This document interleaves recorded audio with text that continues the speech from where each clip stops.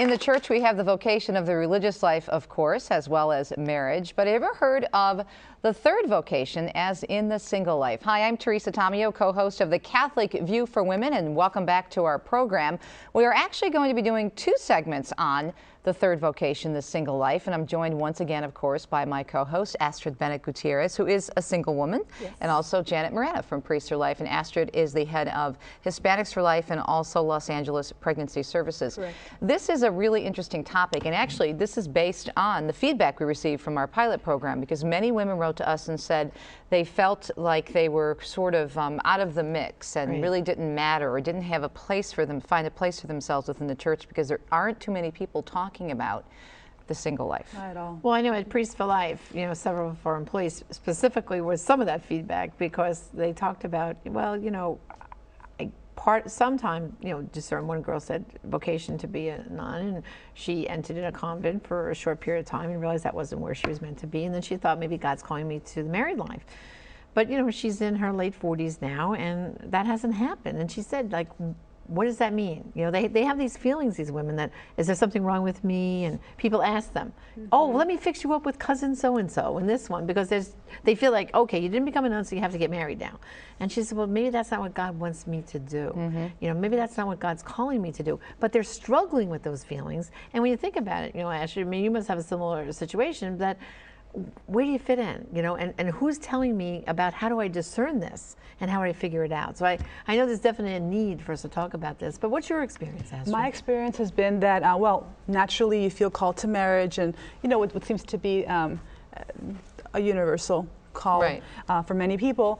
But for me, it was just really wanting to belong to Christ, that strong feeling like I wanted to serve Christ, be close to God, and that naturally led me to want to discern religious vocation. But then for me, it was really seeing how much the world was in need of service from the laity in terms of the pro-life movement, knowing that 4,000 babies are dying every single day. I felt that, you know, somebody has to be there to try to rescue them, and perhaps total consecration as a single person is a vocation. For me, it was more just easing into it and realizing that this is what I really want to do with my life, is to help save babies and be close to God in the world, not necessarily in religious life or as a married person. And so far, I'm still open to marriage, but for me, I feel like God has really given me a mission, you know, and that's what I've been doing these years. And it's difficult. You just struggle. The family, you know, they ask you questions. The media tells you you're deficient or you're lacking something because you don't have a spouse,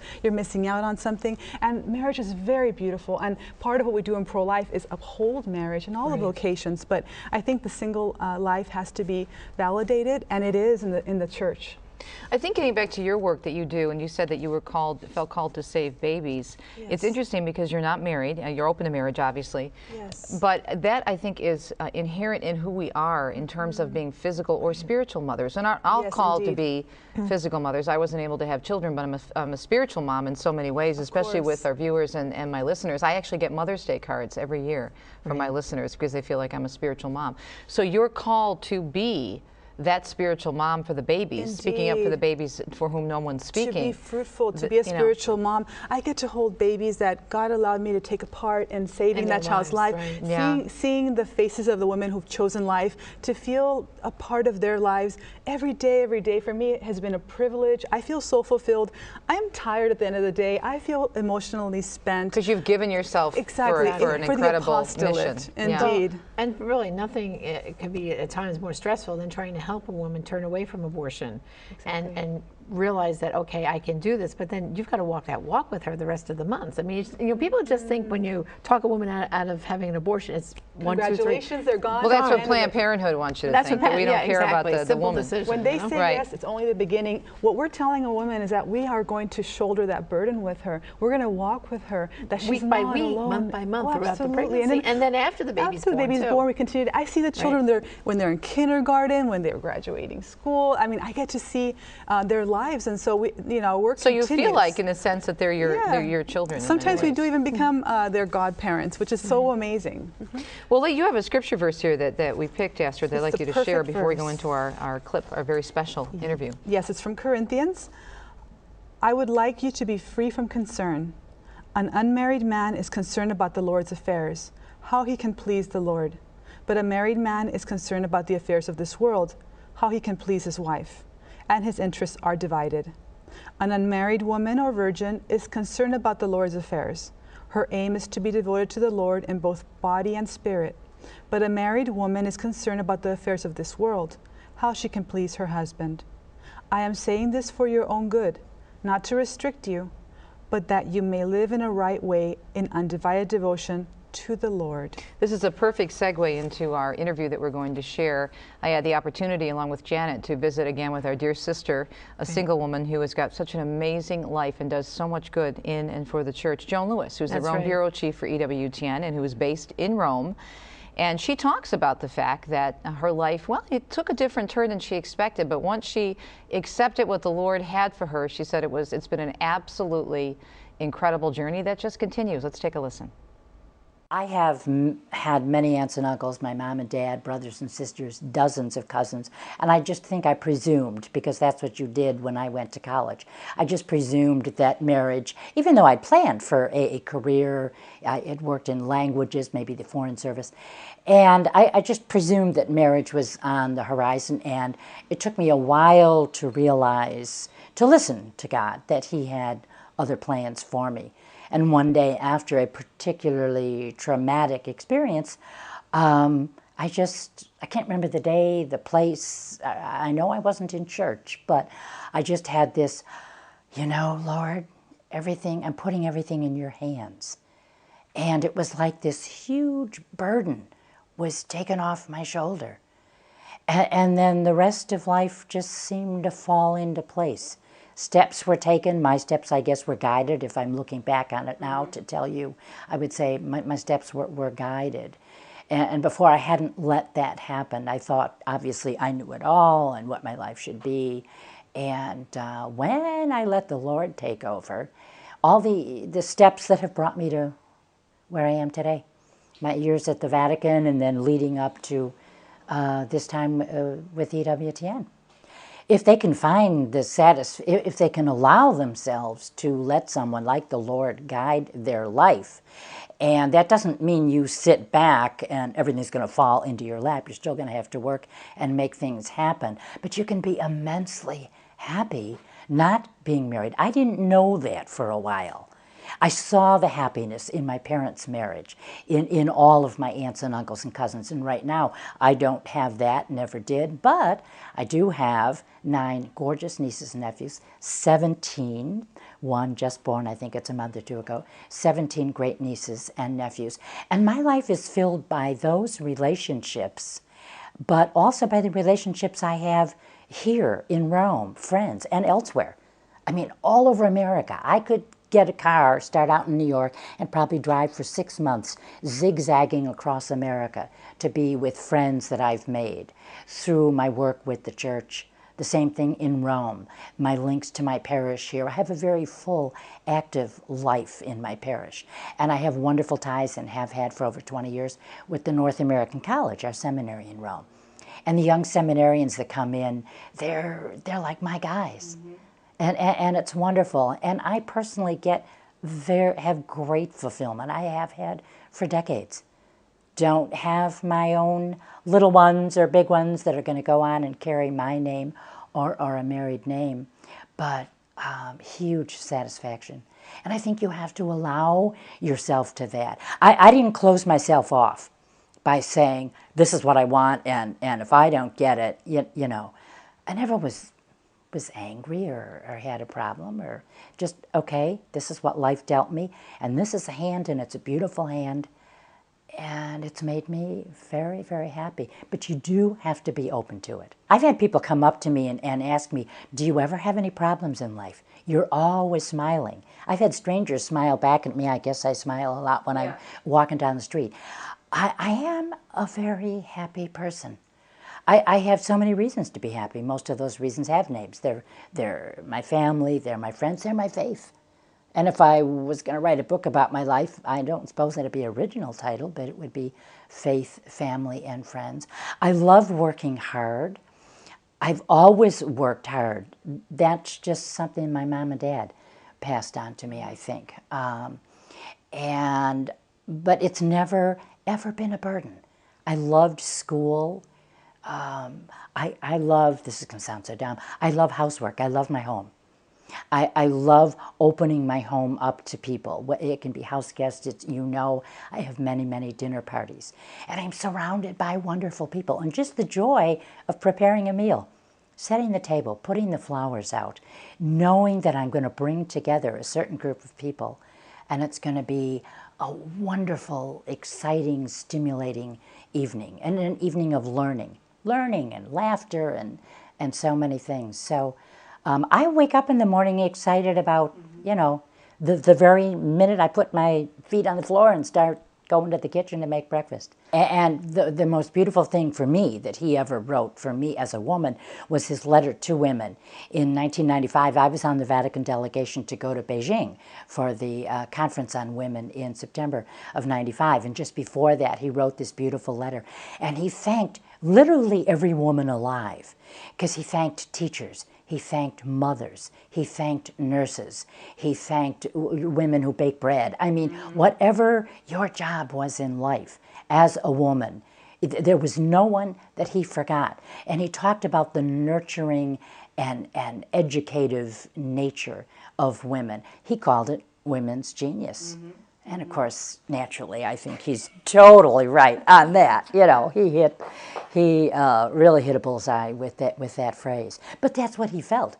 And this is a man who grew up within families. Right. He saw mothers nurture and educate and maybe just be a housewife. And that's not a good word to say just, because a housewife can go to bed just, dropping dead with fatigue at night because of what they do during the day. With kids and with a family.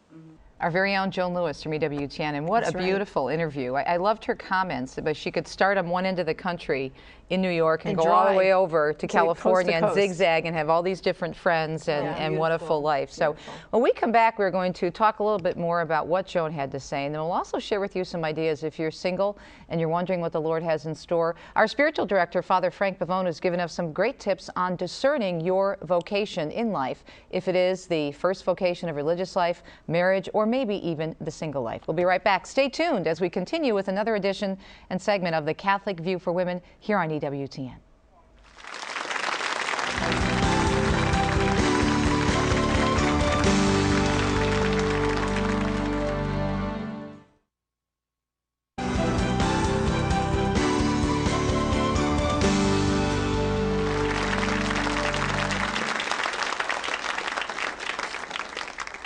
Welcome back to the Catholic View for Women. Teresa Tomeo along with Astrid Bena-Gutierrez and Janet Miranda, my co-host, of course, on the Catholic View for Women here on EWTN. Really hope you enjoyed that brief interview with Joan Lewis. Joan is, of course, a guest on my radio program, Catholic Connection, every Wednesday morning, right after the audience with the Holy Father. She joins us live from Rome.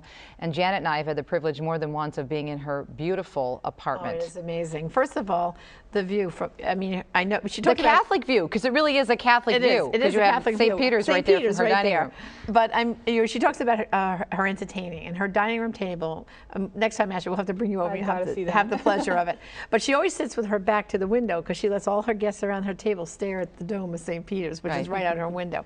And her food it's like a gourmet meal. It's eating in a high-end Roman restaurant. Right. And she fusses over everyone with the beautiful linens, and then the china is out, and then all the artifacts around her apartment.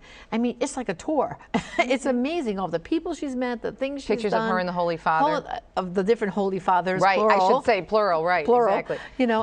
It's just amazing, and she's such a gracious host. You just email her you're coming to Rome, and so many people have stayed at her home, dinner parties from cardinals to bishops.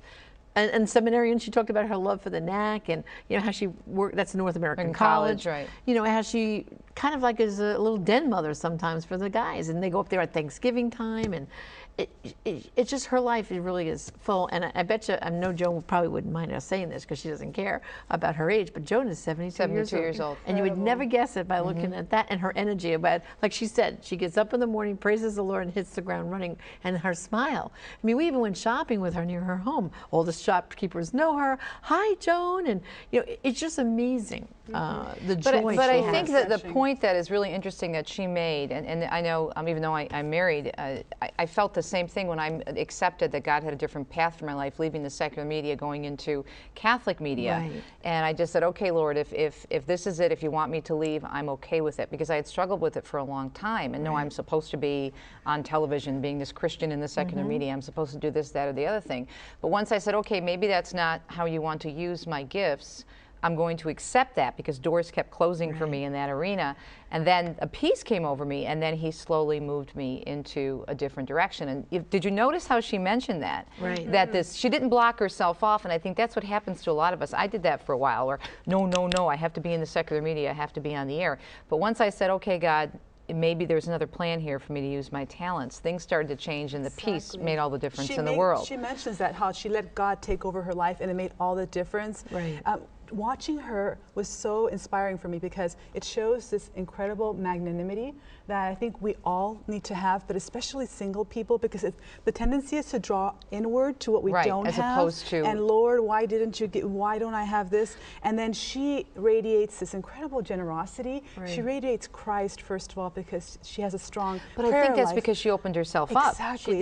That was a starting point. You know, but it's not that she didn't have a struggle about it. You know, she did indicate that. You know, there was that period, which probably a lot of women are identifying with, like, okay, I'm in that phase right now, and that's why you need to turn to the Lord in discernment and say, you know, Lord, what are you asking me to do? Because Joan said she finally asked the question. Like she said, you know, I was going through life, and then I finally said, okay, God, sometimes we need to ask him, which we don't do. You know, we're just like in our own thoughts and feeling, sometimes we're throwing ourselves little pity parties too about things aren't working out the way we want them to. And when she finally asked, God said, hello, Joan, it's okay. And that's when she got that peace. So sometimes we have to be kind of listening, which I don't think we do. And we have too much noise around us, as you say in your book, noise. You know, the media, the TVs, the cell phones, the iPods. Sometimes we have to be still and listen to the Lord. You know? And trust. And trust. You have a quote here from the Catechism, Janet, that's really good. Yeah, I mean, you know, again, we want to try to bring out documents, and everyone hears about the new Catechism. I want to know how many of our viewers have actually cracked the binding in theirs at home. Yeah. So this is from the actual quote is from 1658 of the Catechism, which says, "We must also remember the great number of single persons who, because of the particular circumstances in which they have to live, often not of their choosing, are especially close to Jesus' heart, and therefore deserve the special affection and active solitude of the Church, especially of pastors. Many remain without a human family, often due to conditions of poverty. Some live their situation in the spirit of the Beatitudes, serving God and neighbor in exemplary fashion. The doors of homes, the domestic churches, and of the great family which is the Church must be open to all of them. No one is without a family in this world. The Church is a home and family for everyone, especially those who labor and are heavy laden." That is so beautiful. So I mean, I think that's a perfect inspiration there for what we're talking about. Yeah, and it's interesting because this program that we're doing in the next segment, we'll do it again on vocations, a single life. We're going to be actually doing, you know, 2 parts. But I think it's actually beautiful because it gives people a chance to kind of reflect on this whole situation and look at things a little bit differently. Okay, what is God trying to tell me? And so what we're trying to do in these programs is help you through that process, the discernment process. And we have a wonderful spiritual director, Father Frank Pavone, and we sought his advice on this as a priest and a spiritual director himself. And he says that when God calls someone to a particular mission, he gives a desire, the ability, and the opportunity. One's desires, so what you're feeling in your heart, if God put a desire on your heart for something, may not necessarily be in conflict with God's will. In fact, it is precisely through those desires that God may be revealing his will for your life. So what does that mean? Well, in my case, for example, I wanted to be on the air. Right. Now, God gave me that desire when I was in the third grade. With that microphone. And Sister Lucinda handed me the microphone and put me on stage. That was it. I was done. And so when I started to struggle in my career, I was thinking, well, wait a minute. What's going on here? Is this what I'm supposed to do? But God put the desire and gave me the talent. I just had to kind of redirect it. Redirect it. But Father goes on to point out, John 1, the following account clarifies discernment. These 2 disciples wanted to have a conversation with Jesus on the road to figure out if they should be with him. But Jesus simply tells them, come and see. Sometimes we have all the information we're going to get through thinking and talking and are at the point where we simply have to keep walking and get more clarity through the experience of trying out a particular way of life. I love it. In other words, walking forward in faith. Well, taking the next best step. Right, you know? right. And so he refers to this journey that the disciples are on. The next day, John was there again with 2 of his disciples. When he saw Jesus passing by, he said, "Look, the Lamb of God." When the 2 disciples heard him say this, they followed Jesus. Turning around, Jesus saw them following and asked, "What do you want?" They said, "Rabbi," which means teacher, "where are you staying?" "Come," he replied, "and you will see."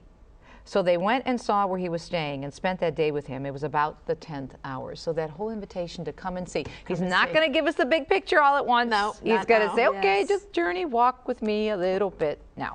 And sometimes that walk with me might be spending time in adoration. You know, Eucharistic adoration, quiet with the Lord. You know, because there they had Jesus on earth with them and they were walking with him. So people might be saying, well, you know, how do I hear Jesus? Well, we have so many adoration chapels around the country. Exactly. And that's what I think this is saying to in this day and age, to come and see and come and pray before the Blessed Sacrament. Yes. And then do like this is saying, take that next step that you think Jesus is calling in your heart. And then that peace will come. And isn't it true that probably during discernment is when we have the most intense prayer moments of our lives, when God really says, "I've chosen you for this particular vocation and will you or say mission." Yes to it? Exactly. Right. So going through discernment is a blessing in itself. And in the end, we have to realize that no matter what we choose, we are called to be spouses of Christ. Right. He is the spouse of our soul. So in everything, to look for him first, no matter where you end up, or if you're married or single, to always remember that your happiness is in Christ. And you know, being in adoration, it's one of the most, if the most, not the most sublime thing that you could be doing is being in prayer, receiving communion every day. What a blessing. So single people that have time should go and look for Christ, spend more time with him, and he is going to fill you and make you happy. Come and see, as Indeed. it tells us in the Gospel. Now you have some more discernment tips that we want to pass on. So 2 other points to keep in mind from Father Pavone. He says, God will deal with us in a similar pattern as he has done in the past. In other words, when trying to make a difficult decision, think about how God has made clear the right decision in the past. And second, if you feel called to marriage, that is a normal aspect of our human nature. The mere desire for it doesn't mean that it is your call. But if you feel you may be called to religious life, presume that you are, because it requires a special grace to feel the attraction to that. That's beautiful. Yes. I'd like us to close. We only have about 4 minutes left with another one of my favorite documents. I mentioned in previous shows that I really loved JP2's Dignity of Women, or Mulieris Dignitatem, on the dignity and vocation of women. But Joan actually quoted in her interview, she talked about this letter, the papal letter to women, which was from JP2, the same time of the 1995 Beijing Women's Conference, which was very controversial. And so here was John Paul II presenting a much different view of the world for women, from the Catholic view, as we like to say. So Janet, why don't you start? Okay, it starts with, thank you, women who work. You are present and active in every area of life, social, economic, cultural, artistic, and political. In this way, you make an indispensable contribution to the growth of a culture which unites reason and feeling to a model of life ever open to the sense of mystery, to the establishment of economic and political structures even more worthy of humanity. Thank you, consecrated women. Following the example of the greatest of women, the mother of Jesus Christ, the incarnate Word, you open yourselves with obedience and fidelity to the gift of God's love. You help the Church and all mankind to experience a spousal relationship to God, one which magnificently expresses the fellowship which God wishes to establish with his creatures. I love this. Thank you, every woman, for the simple fact of being a woman. Through the insight which is so much a part of your womanhood, you enrich the world's understanding and help to make human relations more honest and authentic. We only have about a minute and a half left, so we're going to turn it over to our teacher for the homework assignment, which does include the papal letter to women. But I want to remind everyone of our Madonna of the Kitchen, which is our symbol for this show to kind of help us keep a more spiritual mind in our kitchens. And of course, the homework assignment is to read in its entirety John Paul II's papal letter to women, which will be on our website, thecatholicviewforwomen.com, which also will have discussion questions. for the topic of this show, and we really encourage the women to read the document and get together with your friends and talk over these issues, because that's sometimes how you have more clarity, is to talk among friends. You know, last year when we had the pilot program, we actually had a lot of different groups that were having these Catholic View for Women gathering parties. They would have a launch party, and they would meet, you know, once a week and really discuss the topics. I actually went to one in suburban Detroit, in the Archdiocese of Detroit. So this would be a great thing really to talk about with women, the papal letter to women, and to get an understanding of really, again, as we're stressing on this program, the true Catholic view for women is not one of oppression, but one of true freedom and liberation. Thanks so much for joining us on this edition of The Catholic View, taking a more in-depth look at the third vocation, the single life, and we'll be back with another program on this very topic. I'm Teresa Tomeo. Tune in again, and don't forget to visit our website, thecatholicviewforwomen.com. And we'll see you next time. Myself, Teresa Tomeo, Astra Bena Gutierrez, Janet Marana on The Catholic View, right here on EWTN. We'll see you next time. Thanks and God bless.